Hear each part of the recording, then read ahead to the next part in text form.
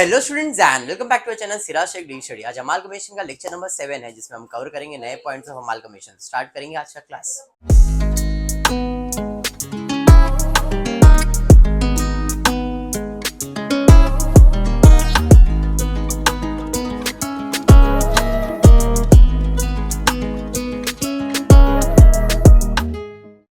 देखो amalgamation 7 lecture हो गए, ये 8वां लेक्चर रहेगा। बट आई होप तुमको कैलकुलेशन ऑफ पीसी जो है वो दिमाग में बैठा है। अगर नहीं बैठा है तो अभी भी बोल रहा हूँ, पूरा फोकस इस टॉपिक के अंदर करना सिर्फ कैलकुलेशन ऑफ पीसी पे, बिकॉज बाद में जो होने वाला है यानी कि जर्नल एंट्री या लेजर होगा ना, वो सब में सेम रहता है, उसमें कुछ भी चेंज नहीं होता, खाली अमाउंट बदलेगा, एंट्रीज आर कॉमन। तो इसके लिए calculation of PC, to understand the PC, जितने भी सम्स है आपके टेक्स्ट बुक में, मैंने देखा 30-35 सम के ऊपर दिया अमालगमेशन। आईना पूरे टेक्स्ट बुक अगर आपके पास है ना, उसमें देखेंगे 30-35 सम्स है, बट सबका कंसेप्ट एक ही है, पीसी। ठीक है, जैसे ये सम जो है दिया है टेक्स्ट बुक में, पेज नंबर 47, सम नंबर 18 दिया है। Parag and Chirag agree to amalgamate and form a new company namely Anurag.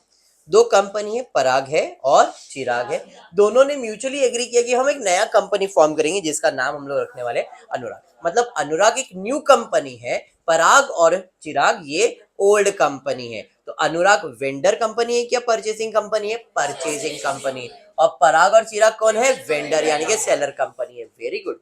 This will take over all the assets and liabilities of both the company. Following are the balance sheet of Parag Limited and Chirag Limited as on 31st March 2012. Balance sheet आपको बना के दिया गया है पराग का और चिराग का। चलिए देखते हैं आगे अपने को और क्या इंफॉर्मेशन दिया है। आगे इंफॉर्मेशन दिया गया है, थोड़ा सा छोटा कर दो ताकि आपको बैलेंस शीट दिख जाए। चलिए ठीक है। टर्म्स ऑफ अमालगमेशन, पहला इन केस ऑफ पराग, पराग से बात कर रहा हूं, क्या दे रहा हूं मैं जोसेफ इनको टर्म। तो in case of Parag limited assets and liabilities are to be taken over at book value। जितने भी assets है पराग के, जितने भी liabilities है, एक्सटर्नल की बात चल रही है, सारे बुक वैल्यू पे लेके जाएंगे। एंड आगे बोला है for every 4 equity shares in Parag limited 5 equity shares of 10 each Anurag limited will be issued at 11% premium.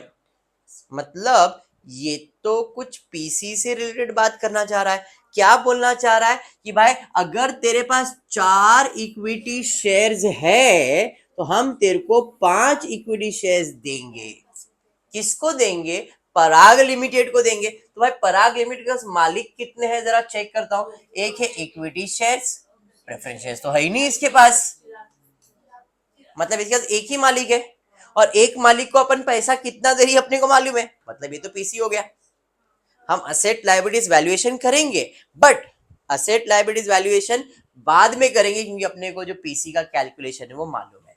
क्या है कि अगर तुम्हारे पास 4 शेयर्स है तो कितने शेयर्स मिलेंगे? 5 शेयर्स मिलेगा, हाँ या नहीं भैया? पराग के पास कितने शेयर्स है? 40,000 शेयर्स है। 4 लाख के शेयर्स है, एक का वैल्यू 10 है ना, तो मेरे पास अगर 40,000 शेयर्स है तो कितना शेयर्स मिलेगा?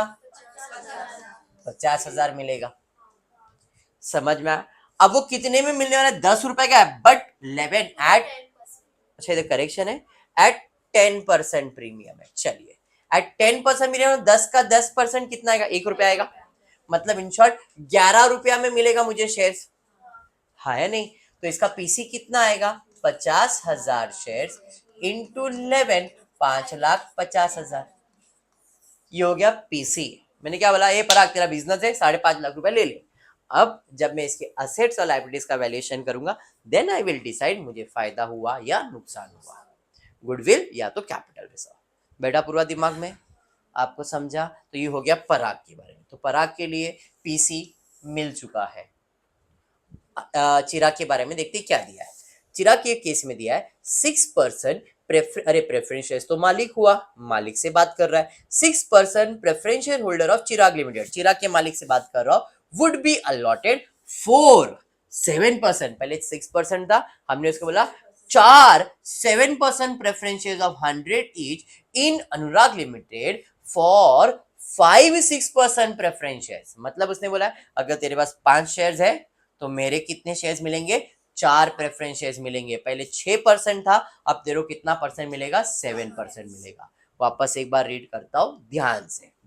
Preference share holder of Chirag limited would be allotted 4 preference shares. कितना शेयर्स हमको उसको अलॉट करने का है, 4 प्रेफरेंस शेयर्स देने का है of 100 each in Anurag limited for 5-6% preference shares. मतलब अगर आपके पास 5 शेयर्स है तो हम कितने अलॉट करेंगे, 4 शेयर्स देंगे। आप समझ में आया क्या?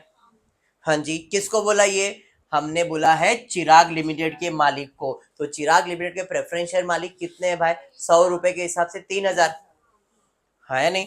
तो मेरे पास कितने प्रेफरेंस शेयर है, 3000। तो 3000 के बदले में कितना मिलेगा, समझ में आया क्या? क्रॉस मल्टीप्लाई करना कितना आ रहा है बताओ, 2400 शेयर आ रहा है। कितने में देने की बात चल रही है भाई, 100 रुपए में देने की बात चल रही है। मतलब 2400 इंटू 100, 2,40,000। अब ये भी पीसी ही है, बड़ी पीसी किसका है, चिराग लिमिटेड का। बात समझा? बट ये कंप्लीट पीसी है क्या, नहीं, क्योंकि चिराग के पास 2 मालिक है ना, एक इक्विटी शेयर्स भी और प्रेफरेंस शेयर्स। ये तो प्रेफरेंस शेयर्स को ही पैसा दिया है, अभी तक और एक पैसा बाकी है मालिक का, बराबर। चलिए आगे देखते हैं क्या दिया है। Debenture holder would be discharge. Debenture holder मालिक नहीं होता है सर, पीसी नहीं है ये, तो अभी तो मैं फोकस पीसी पे कर रहा हूँ, इसका मतलब इसको मैं कंसीडर अभी नहीं कर रहा हूँ। आगे प्लांट एंड असेट का वैल्यूएशन दिया, balance of PC, balance of PC, but PC नहीं मालूम है। बैलेंस ऑफ पीसी कब रहेगा, जब पीसी मालूम रहेगा। उससे बोला है balance of PC would be discharged by issue of equity shares of 10 each in Anurag Limited at 10% premium। मतलब उसे बोला जितना भी पीसी है उसका बैलेंस इसको देने का, बट कितना पीसी मालूम नहीं है। इसका मतलब मैं इधर क्या करूंगा, असेट माइनस लायबिलिटीज करूंगा। पीसी आएगा, पीसी में से प्रेफरेंस शेयर्स को कितना देने का वो मुझे मालूम है। अब जो बैलेंस बच जाएगा वो किसको देने का है, इक्विटी शेयर होल्डर।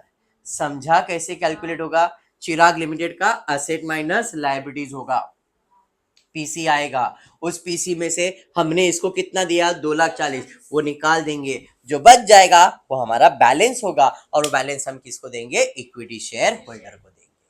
बात समझा?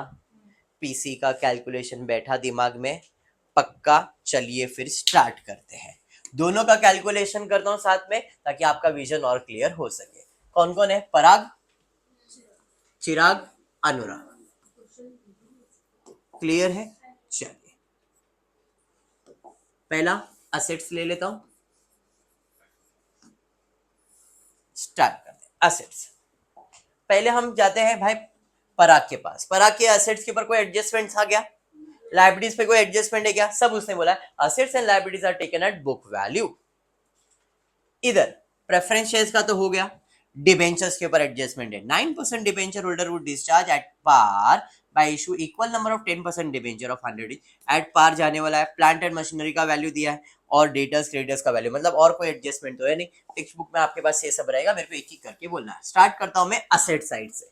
असेट्स के अंदर सबसे पहला मैं जा रहा हूं पराग के पास। प्लांट एंड मशीनरी पे कोई एडजस्टमेंट है क्या, नहीं। स्टॉक पे कोई एडजस्टमेंट है क्या, नहीं। डेटर्स पे कोई एडजस्टमेंट नहीं, इसका प्रॉफिट एंड लॉस नहीं बैंक वाला, मतलब ये जैसा वैसे सब आ जाएगा। चलिए स्टार्ट करता हूं, पहला प्लांट एंड मशीनरी। बताइए प्लांट एंड मशीनरी कितना है, 8 लाख। उसके बाद स्टॉक कितना है भाई, स्टॉक कितना, कोई एडजस्टमेंट नहीं दिया था, बुक वैल्यू पे लेना है। नेक्स्ट है डेटर्स, कितना है जी, 95,000। उसके बाद बैंक 65,000, बराबर। सारे असेट्स हो गए। लायबिलिटीज में जाते हैं, चलिए लायबिलिटीज में देखते हैं कौन सी लायबिलिटीज पराग में आने वाली है। तो लायबिलिटीज में एक क्रेडिटर्स दिख रहा है, डिबेंचर इसके पास नहीं है, रिजर्व नहीं, प्रॉफिट एंड लॉस नहीं, मतलब एक ही है, क्रेडिटर्स। भैया इधर आ जाएगा क्रेडिटर्स, क्रेडिटर्स कितना है, 75,000, डन। अब आता हूं मैं चिराग के पास। चिराग के इसमें क्या क्या एडजस्टमेंट है पहला देखता हूं। पहला प्रेफरेंस शेयर्स, पीसी पे तो आएगा नहीं, डिबेंचर पे था। 9% debenture would be discharge at par, मतलब उसका वैल्यू हमारे इसमें एट पार ही है। Issue of equal number of 10% debenture of 100 each at par. तो भाई कितना था डिबेंचर? 2 लाख। तो हमारे लिए भी अभी डिबेंचर का वैल्यू कितना है? 2 लाख ही है। तो यहाँ पे 9% डिबेंचर्स कितना? 2 लाख। समझ में आया क्या? अरे हाँ। चलिए नेक्स्ट, उसके बाद क्या है भाई? डिबेंचर के बाद plant and machinery and stock shall be appreciated by 10%। Plant and machinery का वैल्यू, स्टॉक का वैल्यू 10% बढ़ाने का है। तो प्लांट एंड मशीनरी 8 लाख था, 10% बढ़ा देंगे। स्टॉक 60,000 था, 10% बढ़ा देंगे। तो यहाँ पे आ जाएगा 8,80,000। बराबर है? कोई डाउट नहीं ना? और स्टॉक का वैल्यू भी 10% बढ़ाएंगे, 66,000। Done, very good. नेक्स्ट उसके बाद क्या है जी? देखो उसके बाद एडजस्टमेंट में दिया है balance of the PC sundry debtors of Chirag limited include 5,000 due from Parag limited. ये एडजस्टमेंट जब बिजनेस परचेज हो जाएगा उसके बाद करेंगे, अभी इंपॉर्टेंट नहीं है। ठीक है, ओके। और कोई नहीं, बैलेंस स्टार्ट करना है। चलिए आ जाते। और कोई असेट्स इसके पास है क्या? एक्स्ट्रा देख लेता हूँ। डेटर्स लिखना है, प्रॉफिट एंड लॉस नहीं आएगा, बैंक बैलेंस आ जाएगा। चलिए ठीक है, तो यहाँ पे आ जाएंगे डेटर्स। कितना डेटर्स का कीमत? 50। Bank balance 40,000। लाइबिलिटी साइड पे जाएंगे। लाइबिलिटी साइड पे क्या है भाई? क्रेडिटर्स तो रहेगा ही रहेगा, है नहीं? क्रेडिटर्स है 90, डिबेंचर्स हो गया, बाकी कुछ भी आएगा नहीं। चलिए तो यहाँ पे हम लिख लेते हैं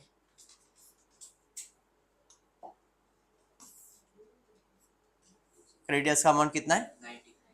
90,000। और कुछ डन यहाँ तक? चलिए, एक टोटल नाम का प्राणी होता है, अगर फटफट कर लेंगे तो। चलिए, एक जन एसेट का, एक जन लाइबिलिटीज का टोटल। किसका भाई? 10 लाख होता है इस उम्र में, 10 एक जैसा दिखता है। 10,36,000, 75,000, 2,90,000। बराबर है? आप इसका टोटल भी कर सकते हो, 20 लाख समथिंग समथिंग आएगा, इसका टोटल ले लेना। किसका आंसर? पीसी। इसमें से माइनस किया,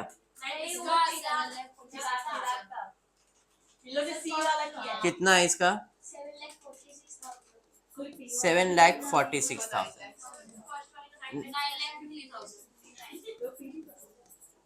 चलिए अब जरा ध्यान देना, अभी मुझे मिल गया पीसी।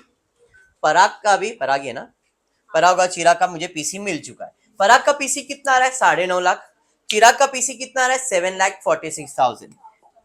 बट मेरे को पराग से पीसी से लेन देन नहीं, मैंने कितना दिया? 5.5। उसका बिजनेस कितने का था? 9.5 लाख। तो अगर मैं पराग की बात करूं तो उसने 9.5 लाख का बिजनेस खरीदा और पैसा कितना दिया? सिर्फ 5,50,000। फायदा हुआ कि नुकसान? बोलो। फायदा, मतलब कैपिटल रिजर्व। तो इसके केस में इधर में जो क्या हो रहा है? कैपिटल रिजर्व हो रहा है। कितना कैपिटल रिजर्व होएगा भाई? 9.5 लाख में से 5.5 लाख माइनस करो, 4 लाख का कैपिटल रिजर्व होगा ना, वो इसके लिए होगा। बात समझ में आया? अब इस केस में जाता हूं, इसका पीसी मुझे मिला है 7,46,000। वेरी गुड, चैताली जागी है। 7,46,000 के अंदर मैंने 2,40,000 किसको दिया? प्रेफरेंस शेयर होल्डर को दिया ना। कितना? ये मुझे किसको देने का है? इक्विटी शेयर होल्डर को। बात समझ में आया? हाँ जी। अब इक्विटी शेयर होल्डर के ऊपर एडजस्टमेंट क्या था? Balance of PC would be discharge by issue of equity shares of 10 each against 10% premium पे। मतलब 5,60,000 6,000 कितने में देने का? 11 रुपए में। डिवाइड बाय 11, एक शेयर की कीमत 11 रुपए ना, डिवाइड। तो इससे मुझे क्या मिल गया? Number of shares. समझ में आया? तो मैंने इसको कितने शेयर्स दिए? 46,000 शेयर्स दिए। एक का वैल्यू 10 और इस पे 46,000 पे 1 रुपया प्रीमियम। तो इसका टोटल आ जाएगा आपको 5,06,000। 4,60,000 प्लस 46,000 प्लस करो 5,06,000 आएगा। बात समझा पीसी? इतना समझ में आ गया? इफ दिस इज डन, खत्म हो गया सब। ये पराग लिमिटेड, ये चिराग लिमिटेड। अब क्या है? नया कंपनी फॉर्म करना और नए कंपनी का generate PC give necessary journal entries in the books of Anurag limited, balance sheet of Anurag limited. समझा? चलिए, अब कौन सा मेथड है यहाँ पे? Compute purchase consideration method specify नहीं किया, हम लोग बिजनेस परचेज मेथड ही कर रहे हैं। बिजनेस परचेज करें तो सबसे पहला एंट्री कौन सा आएगा? परचेज का। परचेज की एंट्री क्या होती है? तो business purchase account debit, business purchase account debit to liquidator of P limited to liquidator of Chirag limited. बराबर है? चलिए, इसको कितने में? 5,50,000 में, 7,46,000 में खरीदा। बात समझ में आया? दोनों को प्लस कर देंगे, कितना आ रहा है? 12,96,000। मेरा अनिशा से कंफर्मेशन लेने का, राइट रॉन्ग वही बोलती है। ध्यान दे, क्लियर है अनिशा? क्लियर? बिजनेस परचेज समझ में आ गया। अब सेकेंड एंट्री कौन सी आएगी? असेट्स खरीदेंगे, लायबिलिटीज खरीदेंगे और बिजनेस परचेज की एंट्री पास करेंगे। समझ में आया? तो एक एक करके सॉल्व करता। मैंने इसके असेट्स खरीदे, इसके लायबिलिटीज खरीदे, हाँ या नहीं? तो असेट खरीदा तो एंट्री है सन्ड्री असेट्स अकाउंट डेबिट, बराबर है। लायबिलिटीज खरीदा है तो to sundry liabilities to business purchase account, बराबर है। इतना तो आपको लिखना ही है। चलिए देखते, असेट्स कितने का था भाई? 10,25,000। लायबिलिटीज कितने का था? 75। बिजनेस कितने में परचेज किया? 5,50,000। हाँ जी, जितना डेबिट उतना क्रेडिट होना चाहिए। डेबिट ज्यादा है, क्रेडिट कम है ना, तो क्रेडिट कम है तो इधर हम लोग टू कैपिटल रिजर्व अकाउंट। बात समझ में आया? कितना? 4,00,000 रुपए। हमने ऑलरेडी कैलकुलेट किया था, अब देख लो टोटल करके टैली हो जाएगा। डन पूर्वा। पूर्वा सेकेंड एंट्री। अब ये पहले इसको कंप्लीट करेंगे, बाद में दूसरी एंट्री के पास जाता हूँ। पराग लिमिटेड, पराग लिमिटेड ना, बिजनेस खरीदा इसका, असेट लायबिलिटी। अब इनको पेमेंट किया, इनको पेमेंट में अपन ने इक्विटी शेयर ही पेमेंट किया है और कुछ भी पेमेंट नहीं किया है। किसको पेमेंट करेंगे? लिक्विडेटर। लिक्विडेटर है क्रेडिट, पे करने के लिए हो जाएगा डेबिट। तो liquidator of P limited account debit to equity share capital account to share premium account, बराबर है। चलिए, लिक्विडेटर को कितना देने का? 5,50,000। इसमें कैपिटल का है 5,00,000, प्रीमियम का है 50। सर आपको कैसे मालूम? अरे हमने किया ना वर्किंग यहीं पे। 10 रुपए का है, 50,000 इंटू 10 5,00,000, 50,000 इंटू 1 50,000, बराबर है। Business purchase of Parag limited clear. और कोई पराग लिमिटेड के ऊपर ये एडजस्टमेंट मैंने लास्ट में एक्सप्लेन करने का बोला है, बाकी पराग लिमिटेड में इतना ही था। ये जो भी एडजस्टमेंट सब चिराग का है, बराबर है ना? अरे समझा? तो नॉर्मल केस में न्यू कंपनी में इतनी ही एंट्री आती है। अगर बिजनेस परचेज मेथड नहीं होता तो हम लोग assets account debit, liability account credit, तो यहाँ पे बिजनेस परचेज की जगह पे लिखते हैं लिक्विडेटर और लिक्विडेटर को बाद में कैंसिल करते हैं। बिजनेस परचेज के केस में पहला entry business purchase to liquidator, उसको कैंसिल करो और लिक्विडेटर को पेमेंट करो। इतना ही एंट्री होता है न्यू कंपनी में। There is no new adjustment, तो कुछ भी नहीं होएगा। इतना क्लियर हुआ? हाँ जी। अब सेकेंड एंट्री पे जाते हैं, किसके पास? चिराग के पास। सेम सन्ड्री असेट परचेज कर लेंगे, sundry assets debit to sundry. यहां पे कैपिटल रिजर्व आएगा क्या? नहीं। क्यों? हमने इसका असेट्स और लायबिलिटीज वैल्यू किया, फिर पीसी पे किया ना, तो यहाँ पे कुछ भी नहीं आएगा। टू बिजनेस परचेज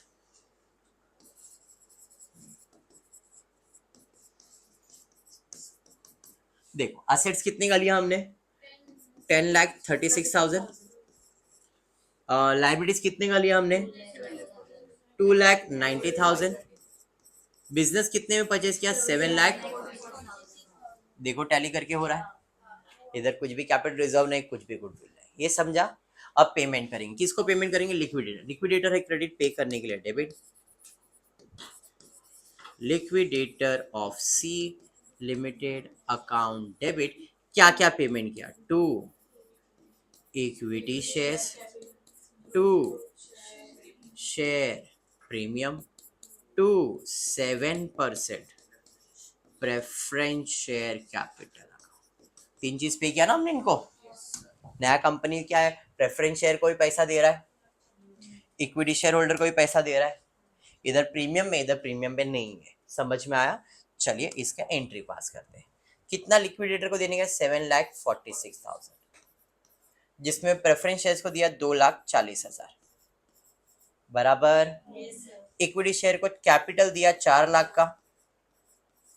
हाँ जी,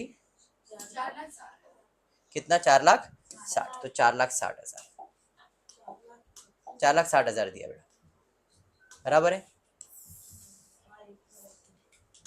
यहाँ पे आ जाएगा 4,60,000 और इंटरेस्ट सॉरी प्रीमियम कितना? 46,000 बराबर है। प्लस करके देखो 7,46,000 आ जाएगा। जितना डेबिट उतना क्रेडिट लिखिएगा, बराबर है ना? ये इन लोग को भरोसा नहीं। बिंग एक्सप्लेन करता हूँ। यहाँ तक क्लियर हो गया? पक्का समझा? खत्म हो जाता सम। बट इस क्वेश्चन में नए कंपनी में एडजस्टमेंट्स है, वो भी चिराग लिमिटेड का कुछ डिबेंचर्स के ऊपर। नहीं होता तो हमारा खत्म हो गया है सब। देखो एडजस्टमेंट था, डिबेंचर था 9% का, एट पार इशू किया 10% पे, तो 9 का डिबेंचर आया, हमने उसको कैंसिल करके कितना परसेंट का कर दिया? 10%। उसके अलावा एक ये एडजस्टमेंट है डेटर्स और क्रेडिटर्स का। देखते हैं इसका क्या करना है। पहले 9% डिबेंचर आया था क्रेडिट, अब कैंसिल होगा तो debit. 9% debentures account debit to, सिर्फ यही लिखना है, बाकी करना कुछ नहीं है इसके लिए। अमाउंट कितना था? देखो डिबेंचर का हमने लिया था 2 लाख रुपए, 2 लाख का था ना डिबेंचर्स। सेम अमाउंट बोला है, कोई प्राइस डिस्काउंट वगैरह कुछ भी नहीं, एट पार ही है। डन। 9% का निकाला, 10% का डिबेंचर डाल दिया। उसके अलावा एक एडजस्टमेंट दिया था कि जो आपने डेटर्स खरीदा है चिराग का, sundry debtors of Chirag limited include 5,000 due to Parag limited. इसका मतलब समझो क्या है। Sundry debtors of Chirag limited include 5,000 due from Parag limited. Chirag भी मेरे पास है, पराग भी मेरे पास है। मैंने एक नया बिजनेस बनाया जिसका नाम है अनुराग। पराग भाई, ये चिराग लिमिटेड है, ये पराग लिमिटेड है और मैं अनुराग लिमिटेड हूं। ओके, अब हुआ क्या? Sundry debtors of Chirag limited, debtors मतलब कस्टमर। जो चिराग के कस्टमर है उसमें 5,000 के कस्टमर कौन है? पराग लिमिटेड वाले। मतलब ये है कि चिराग लिमिटेड बोल रहा है, ए पराग, तूने मेरे से उधार लिया है, तू मेरा कस्टमर है, चल 5,000 दे। हाँ या नहीं? यस और नो? मतलब चिराग ने किसको सामान बेचा है? पराग को भेजा है। तो चिराग के लिए पराग कौन बन गया? डेटर्स। अब मैं आ गया पराग के पास, चिराग से बात करो। क्या हुआ चिराग? अरे चिराग बोल रहे तूने मेरे पास से सामान उधार में खरीदा था ना, चल उसका पैसा दे। तो मेरे लिए वो 5,000 पे करना है। किसको? चिराग को।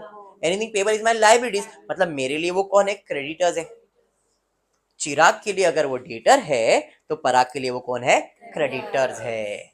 क्यों? क्योंकि इसने इसको सामान बेचा है तो इसने उसके पास से सामान खरीदा है। जो खरीदता है एक सप्लायर, उसे क्रेडिटर्स कहते हैं, जो बेचता है सेलर, उसे डेटर्स कहते हैं।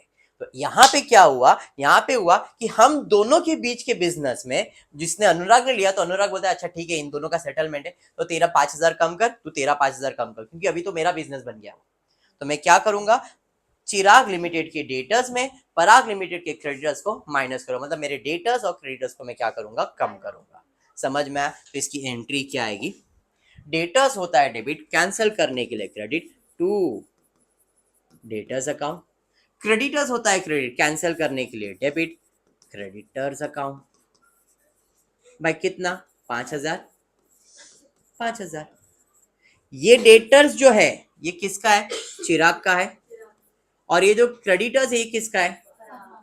पराग का है। समझ में आ गया क्या? तो हमने पराग का क्या कम किया? क्रेडिटर्स। चिराग का क्या कम किया? Creditor sorry debtors. समझ में आया? और कोई एडजस्टमेंट नहीं है। क्लियर हुआ? पक्का।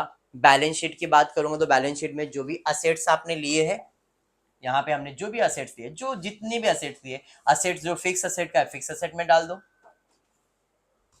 खाली इतना ध्यान में रखना, क्या जब आप डेटर्स क्रेडिटर्स का पोस्टिंग कर रहे हो, चिराग लिमिटेड के डेटर्स में 5,000 कम करने का, पराग लिमिटेड के क्रेडिटर्स में 5,000 कम करने का। हमने एडजस्टमेंट सॉल्व किया था ना, 5,000 माइनस करना और कुछ भी नहीं करने का। बाकी जैसे यहाँ पे प्लांट एंड मशीनरी कितना आएगा, 16,80,000, ये अनुराग में आएगा। स्टॉक कितना है, 65 प्लस 66, 1,20,000 प्लस 11, 1,31,000। यहाँ पे 95 प्लस 5, 95 प्लस 5, 1,45,000। यहाँ पे आ जाएगा 1,05,000। यहाँ पे 95 प्लस 75, यहाँ 1,65,000, 65 ना, और यहाँ पे 2 लाख बराबर। अब जब आप पोस्टिंग करोगे बैलेंस शीट के अंदर, अब मैं टी फॉर्मेट कर रहा हूं, आप जरा ध्यान देना। प्लांट एंड मशीनरी लिखूंगा मैं, कितना लिखूंगा, 16,80,000। फिर मैं स्टॉक लिखूंगा 1,31,000। उसके बाद में डेटर्स कितना लिखूंगा, 145 नहीं, 1,40,000, 1,40,000 लिखूंगा, क्योंकि 5,000 कम करना था। समझ में आया। सेम बैंक बैलेंस, इसके ऊपर कोई एडजस्टमेंट नहीं। कितना बैंक बैलेंस, 1,05,000। उसके अलावा क्रेडिटर्स लाइबिलिटी साइड पे 1,65,000 है, तो 1,60,000 ही लिखा जाएगा। बात समझ में आया। फिर उसके बाद डिबेंचर्स 2 लाख का था, बट इधर 9% के जगह पे लिखा जाएगा 10% डिबेंचर्स, कितना, 2 लाख रुपए, और कुछ नहीं।